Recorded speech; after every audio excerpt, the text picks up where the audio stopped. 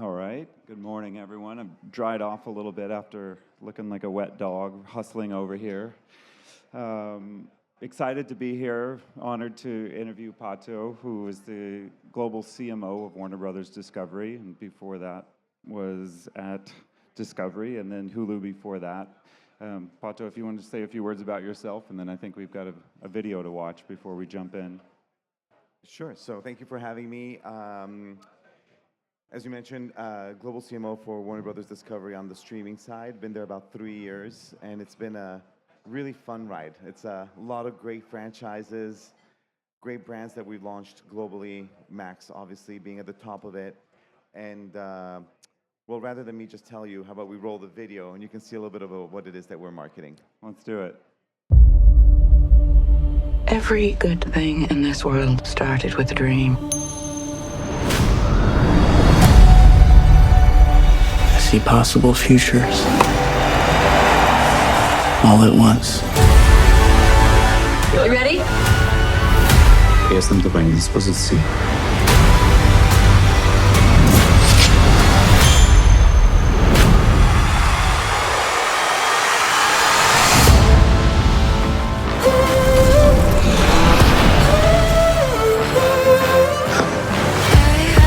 Life's too short not to try something new.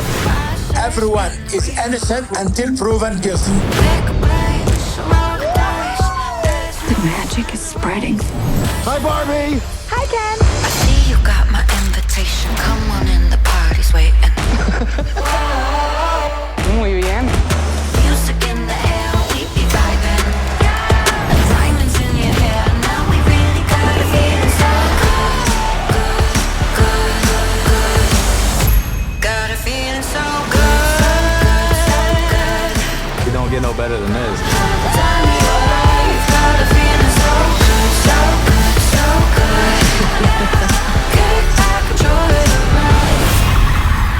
Got it feeling so good. You ain't seen what I can do.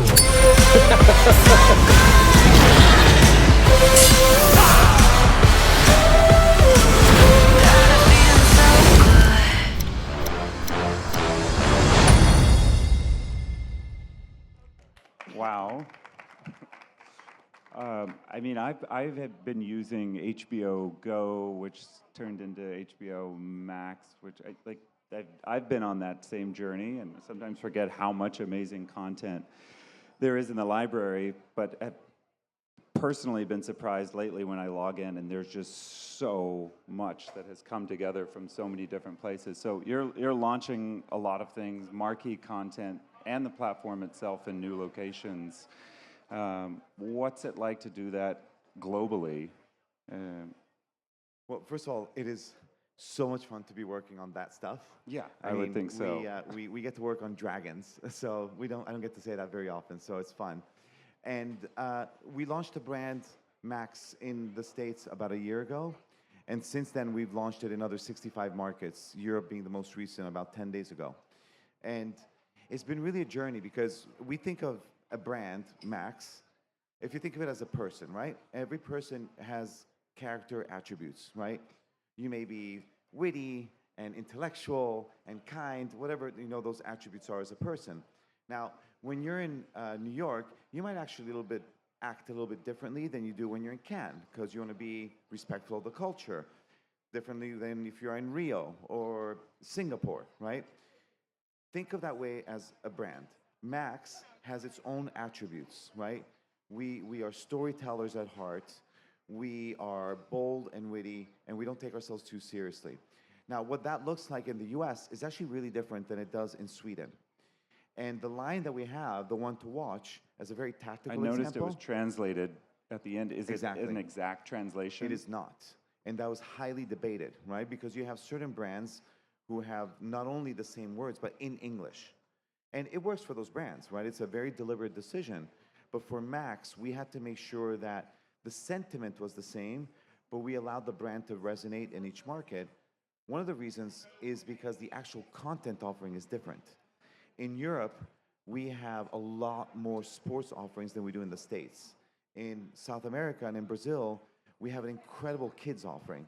So you have to allow the brand to flex, but if you travel in any of those places, you're like, no, but I get it. That's Max. How do you keep that value proposition of the one to watch in front of your current subscribers versus trying to attract new ones? So it's intended to do both, right? When we run campaigns from video to social to everything else, the line, the one to watch, is a little bit tongue-in-cheek in and of itself, right? Yes, literally the one to watch, but also a challenger brand, right? We are late to the game. As I mentioned, Max came out last year, and we needed to make a stand as to why. So when we run our marketing campaigns for Max, the very first thing that we ask ourselves is why on Max, right? We had the NCAA March Madness Championship on Max. We were super excited because it was the first time, but to the average consumer, it's actually, wait, now I have to go somewhere else, right? So we have to make sure that we give people a reason to come to Max. In that example, we ended up creating shoulder content. We ended up doing an entire campaign around champions live here because we have a lot of champions in very different parts of our stories, and it worked. But it's not always that easy, and certainly not when you're starting to go outside of the US, because it just means different things to different people. Do you find that people come to the content in sort of spiky moments around marquee events like NCAA? Or They is do. it just kind of a slow and steady? So we have spikes. We launched our second season of House of the Dragon 5 days ago. Yes, with a literal dragon on top of the Empire State Building for with anyone who a didn't see literal that. dragon, yes. And so when you have large global franchises like a House of the Dragon, you see it in our numbers right away in terms of both signups and engagement and reach in our current base. But those shows all end. There's an end to those seasons, and so we have to make sure that we help users find their next favorite show. And so that is part marketing, product, and engineering on our Reco engine on what I put in front of you. Now, most people think that, okay, if you're watching House of the Dragon, oh my God, let me put Game of Thrones in front of you. People need a palate cleanser. They don't want a Game of Thrones, at least not right away. They want something to say, okay, now I can take a break because that was really Succession. heavy. Yeah. And so, but that's what the data tells us, right? So we learned that because when we merchandise a drama versus a comedy after House of the Dragon, most times comedies win out. So So I transitioned into Max from HBO. What was it like having to drop that identity? I'm sure there was some tension. And it was a highly considered decision. So look, I mean, HBO is such a great brand, right? You think right away, quality, premium content, and very specific attributes to it. But as we merged between Discovery and Warner Brothers, the offering itself was still quality, but different and broader, right? Discovery Plus brought franchises like Property Brothers and 90 Day Fiancé and Dr. Pimple Popper. You wouldn't want to see Dr. Pimple Popper on HBO. It's not that it's bad, it doesn't fit. it doesn't fit. It doesn't fit. So that's, in a nutshell, what drove that decision, because it boiled down to something very simple. You either kill HBO Max or you kill HBO. And I think we made the right choice to move to Max and have it used as an umbrella that can have brands like HBO and DC and Warner Brothers Theatrical and HGTV and CNN News now. So it is really a vessel for all these incredible brands. I like how the brands are segmented in there, and I do kind of go into that subset of content because it would be weird to see Curb Your Enthusiasm next to Dr. Pimple Popper. Yep. Larry might say, get this out of here. The Olympics, that's big for you? It is. We are the exclusive provider of every moment of the Olympics in Europe through our relationship with Eurosport, which we own. So in all of our markets in Europe, Max will be the only place where you can watch every single moment of the Olympics. Right. Obviously, free-to-air channels in every market will have a subset of it. And we had to make a decision on the Olympics because it's not a cheap proposition to acquire that content, right? So the natural inclination is to say, I'm going to charge an add-on so I can recoup some of the money because it's the Olympics. People will pay. But we just launched Max, as I mentioned, 10 days ago in Europe. And what better way to bring people into the fold than with the Olympics, which, yes, is a sporting event, but it's a cultural event. And so it was a very, I think it was a great and smart decision to have the Olympics be available to all Max subscribers, not just the sports add-on ones, experience what that looks like, and in the moment, introduce them to all of the other content that is on the platform. But it'll be an incredible experience. We were in Paris last week, and they're getting ready, and it just looks like literally the entire city is the stadium. They have the beach volleyball court right under the Tour Eiffel. They have skateboarding by, the Concorde Square, and it's just a beautiful thing, and we can't wait to bring it to our users. Was that a hard decision to make that investment? Was it competing with some other type of content that you could have chosen instead? Yes. Look, that decision was done years ago. It's obviously a multi-year deal. But it was done in a moment when television was in a very different place, right? Most of these sports rights were done through the premise of airing that on television. But as you know, and especially in the US, television is experiencing a secular decline. And so as those audiences shrink, you have to find another place to monetize to recoup that investment. The Olympics we've had and we will have still for years to come. And so transitioning to Max was the natural thing to do. But in a different example, in the US right now, it's been highly publicized and I can't talk much about it, but just as a concept, the NBA rights are up for renewal. And TNT, which is owned by Warner Brothers Discovery, has had the NBA for almost 40 years. Yes. I was going to not go there on this particular topic. We can go wherever you want. I'm not going to comment on the negotiations, but it is it's incredible league. It brings incredible amounts of fans that are dedicated to it, but it is an increasingly expensive proposition. And sports is a rentals business. You're renting the rights of someone else's content. So you take that money that you would have spent on the NBA or whatever else it is, and it becomes an opportunity cost. Do you take those dollars and rent the sport, or do you take it content and invest it in our that you content? have forever? Exactly. Instead of a 10-year deal. Exactly. So look, again, sports in general, inclusive of the NBA, are incredibly important to us. But they're not easy decisions, especially through a lens of a changing distribution environment where recouping that money is not as clear as it was 5 or let alone 10 years ago. How nice is it to have something like Friends that you can market to a new generation, which continues to surprise me as I see, teenagers walking around with Friends tote bags. It's a hidden gem that keeps on giving. Yeah. Honestly, not that hidden, but about a year ago or so, I think most people in the audience will know that, on Netflix, Suits had a huge resurgence, right? A show that's been around for a while, and all of a sudden it's like, oh my God, Suits is like the next big thing. It's like, I was like, what? And the reason why I bring that up is, Netflix does an incredible job at merchandising content that's been around for a while, but there's something deeper in that story, which is around younger generations right now are actually looking for older content.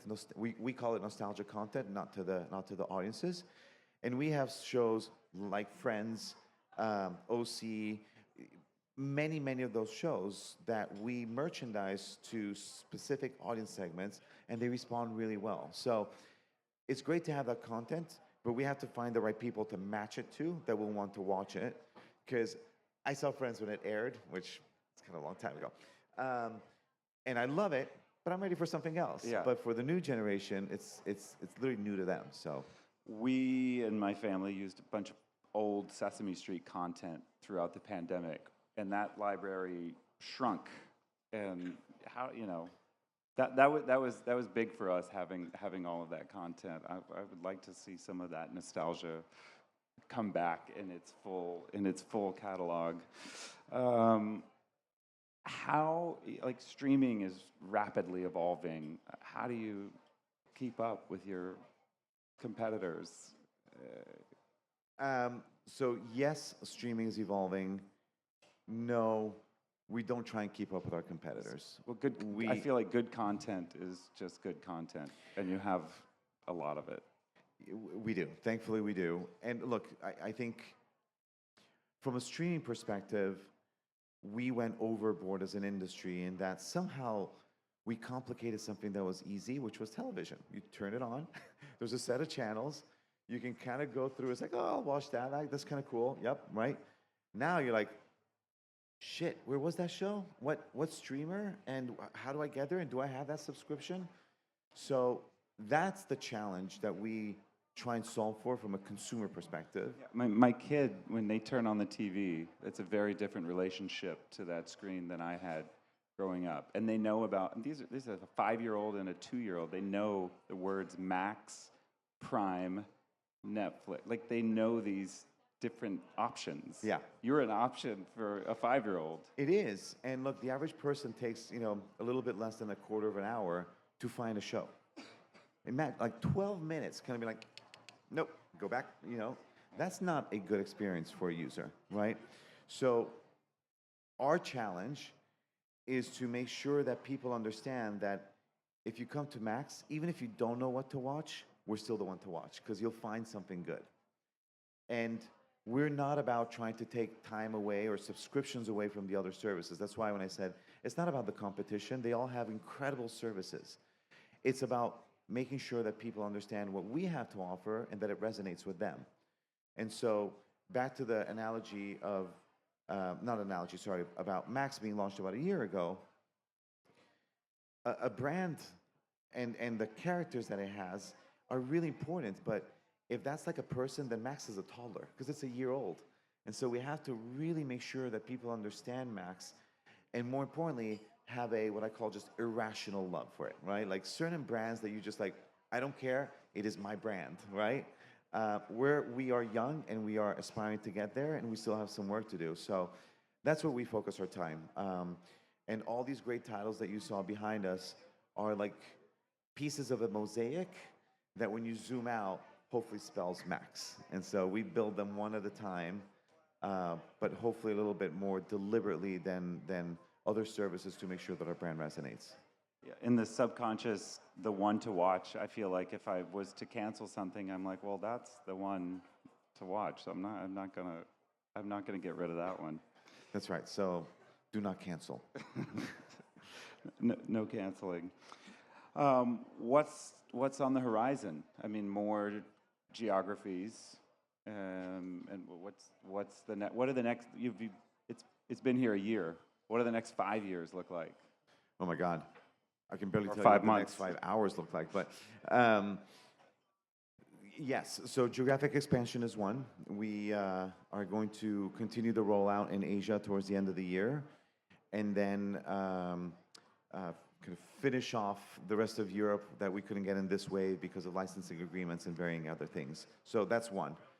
Two is this continued investment and refinement in the brand. Three is the upcoming slate that we have is amazing. I'm really excited. We have The Penguin coming in September. We have a Dune series coming.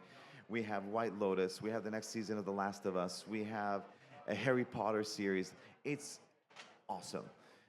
So that is what we spend a lot of time. And then last but not least is we announced about a couple months ago that we're launching a bundle with Disney Plus and Hulu in the US. So we're super excited about that bundle. We'll launch it later in the summer.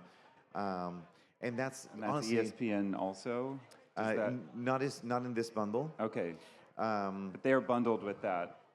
They have elsewhere, a like a yes. trio. Yeah. Yes, I actually used to work at Hulu, and so was part of the Disney Plus Hulu ESPN bundle, and now we've recreated it for the first time in the industry across different companies without an intermediator. So you can go to separate companies and say, yes, you can get these two. This is the first time that if you, as a consumer, want the 3 services, you can get them. We have not announced the price, but I can tell you it'll be a very competitive price. And honestly, beyond the savings, it's a little bit going back to what I was saying before. Like, look, you don't have to go in and out of all these services. chances are that between these three, you are really good because Disney and Hulu also have amazing content. I was going to bring up Disney earlier about the way that they separate the brands, and you can go into the world of Star Wars or you can go into the world of Pixar, and it doesn't feel like things don't belong together. Yeah. I think we're going to leave a few minutes for Q&A if anybody has a question. Clara? Yep, use mine. Use mine. I'm a millennial with 2 alphas at home, and you'd be happy to know that we canceled Netflix a long time ago and Prime, and we're perfectly happy with Disney and Hulu, so I'm really looking forward to the package. And we're currently watching MASH, so it kind of jives with what you said about older content. What are your predictions for Generation Alpha as they start consuming television in their own right in the next 5 years as they come of age? Look, great question. And in fact, I think we were going to have to redefine what actually television is. Most of the newer generations are actually spending more time on things like YouTube and TikTok than they are on streaming services, or even fast channels like Tubi and Pluto. So our competitive set just got much bigger and really competitive because those are formidable platforms. So I go back to how we think about ourselves, which is there's a place and time for all these places, right?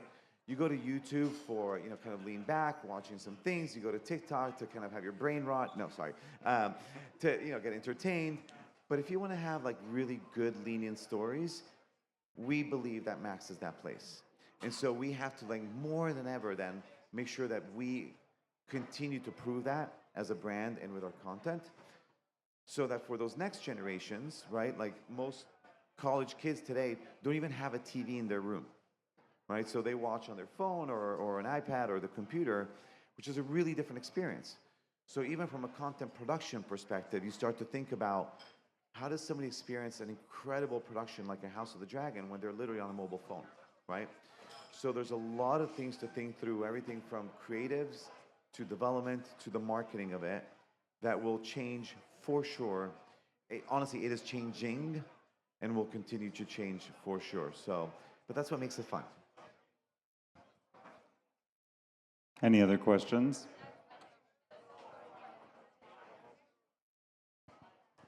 Hi. Oh, Perfect. Hi, thank you. How do you repurpose your content on socials to target those audiences since they are on TikTok, Instagram? Curious to hear your strategy. I was going to ask the same thing. Yeah. So there's 2 primary ways that we do it. The first is when we have new big franchises, there's a very deliberate social strategy to connect with the audiences that we know are right for that show. I'll go back to House of the Dragon. So a little bit of background. The 2nd season of House of the Dragon is all about a feud between 2 families, right? And while House of the Dragon, yes, there's dragons and wars and all that, at the heart of it is a drama about family. That's what that is. So the reason why I give you all that background is because when we go on social, yes, we do the dragons, but we created this entire campaign where the 2 families are like Team Green and Team Black. And so our entire campaign was around all must choose. You have to choose one team or the other. And literally across the world, but I'll give you New York as an example, we created a social digital toolkit where everybody could choose and then show their choice. And then what we did is we supplemented it with actual physical banners. So Empire State Building, we mentioned, literally put a dragon at the top of the Empire State Building, and then the whole thing was green. They chose Team Green. So then the New York Stock Exchange is like, we're Team Black. So they took the banners, physical banners, and then we overlaid that. Brooklyn Bridge had CGI, Yankee Stadium was Team Green, Mets was Team Black, and before you know it, it went nuts. My son's going to college next fall, and he sent me a link about his college, which is in Texas, who had the banners all over their school. And that to me is like, okay, you've arrived because it's now out of our hands as a marketer, and we've hit something with consumers that really resonates. So that is one extreme, which when it works, it's beautiful. But on an average Tuesday, that's not our social strategy, right? Our social strategy is going back to like stories that move you.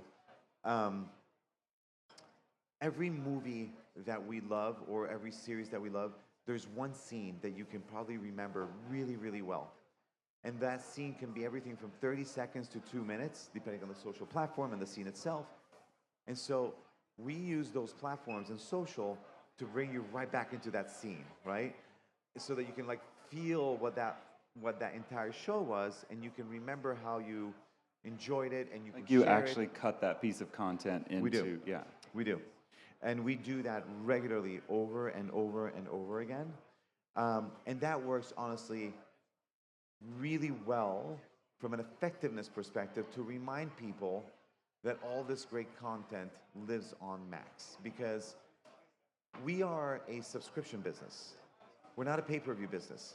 So every month, a consumer gets to decide whether they stay with us or not. And so we have to remind them why it is good for them to stay with us. And social is a super important part of that puzzle. And I think you have some just organic users doing that too. I guess this says a lot about me. I get a lot of Curb Your Enthusiasm and Succession little clips, just not from you, but organically, some bloopers account or whatever it may be, which reminds me, you know what? I'm going to go back and rewatch season 4. Yeah. It's been a few years. We had a show a couple months ago called Quiet on the Set. It was a documentary. That show, we had, I would say, modest expectations. It blew up. It blew up on TikTok with younger generations. It blew up.